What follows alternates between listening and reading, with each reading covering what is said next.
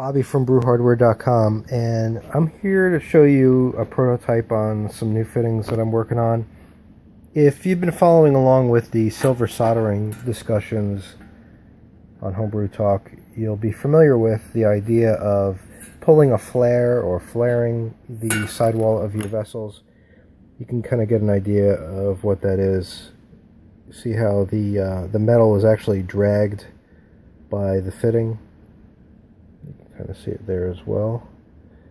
And it creates a valley for silver solder to pool into.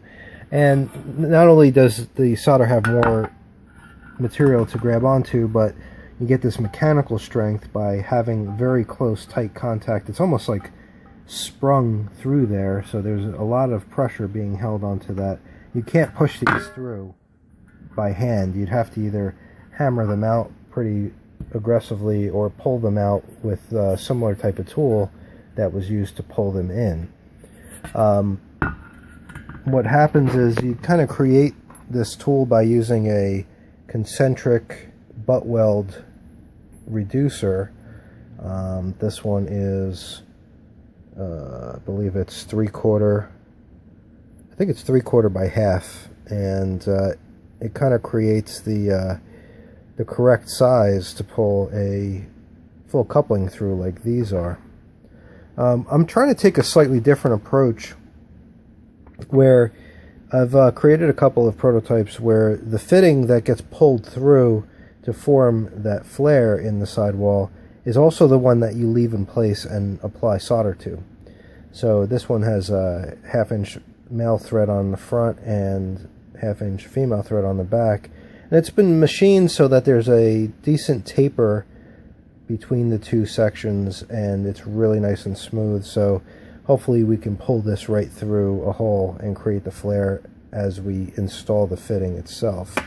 So the way that I have it mocked up is that I have it on a piece of, it's actually a really long 1/2-inch carriage bolt, but you could go up to a 9/16, and if you get something like hardened, you can use it over and over again without wearing the threads out.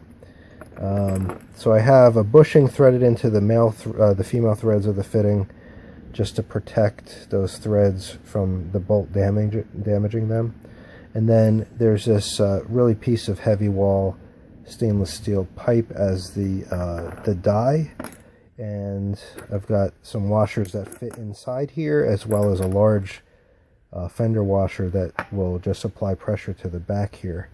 So you can see that once you install this into the hole and you draw these two together, that gets pulled in, and this holds the rest of the walls back. This one is exactly 13/16, and you almost have to thread. It's got a really tight tolerance, so I'm going to try pulling that one and just see what it looks like. I just wanted to make a note that you want this to be extremely clean. I used a stainless wire brush. You could use some sandpaper to get that stainless really nice and clean.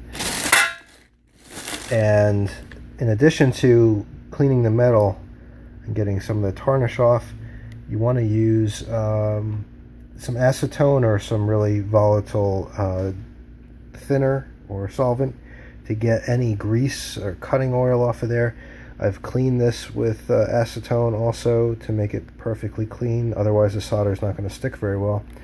And I'm also going to be using the Harris Stay Clean Liquid Flux as a lubricant to pull the coupling through, or the special fitting through. The 13/16 hole, the one that the threads barely fit through, ended up actually being the nicer fit, and you could see how it really pulls all of the wall right out, and you get that really nice contact there. And on the back, what I found was that you want to stop right before that larger shoulder makes really solid contact, because there's a taper on that large shoulder. If you tighten it too much, then you actually oversize the hole and the fitting is able to slip right out. So you have to stop while the medium, the larger plateau, is still providing a lot of resistance, so you don't want to make that hole bigger. So I'm going to just quickly do a silver solder job on this and see how it turns out. Alright, there's the silver solder bead, and it's looking pretty good. I know you're looking at that and you're like, oh, it's so gross. Well, it's just burnt up flux, but you leave that alone, and when it cools and you clean it up, it will look marvelous. Alright, the final product is as I expected. It looks good. You can see the solder is nicely filling that valley on the back side. There's a couple of spots that are a little pitted looking because I was in a hurry to clean this up and everything was still a little bit hot when I cooled it down with a wet paper towel.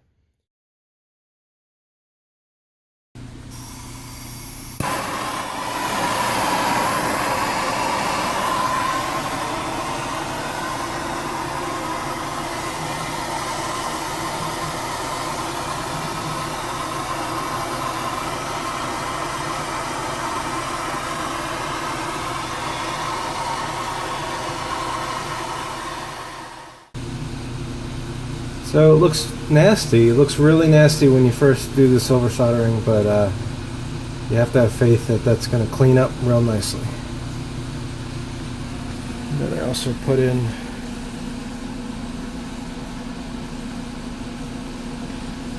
inch-and-a-half triclover solder flange on here for a heating element.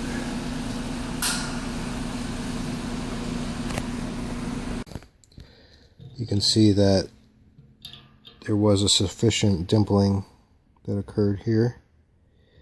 I also drilled a 13/16 hole for this one. It's a little tricky to get the pole to be perfectly straight. You can see how my die was a little bit off center, and I don't know exactly how to solve that, but the good news is that when you look at how it comes off the pot, it really doesn't seem to be angled at all. So it's just a matter of sort of a little bit of an eccentric positioning in here, but the solder joint took really well.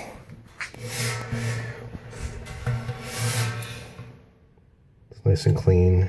There's no divots in the solder or anything like that. I've also put that triclover solder fitting in, and that cleaned up real nice.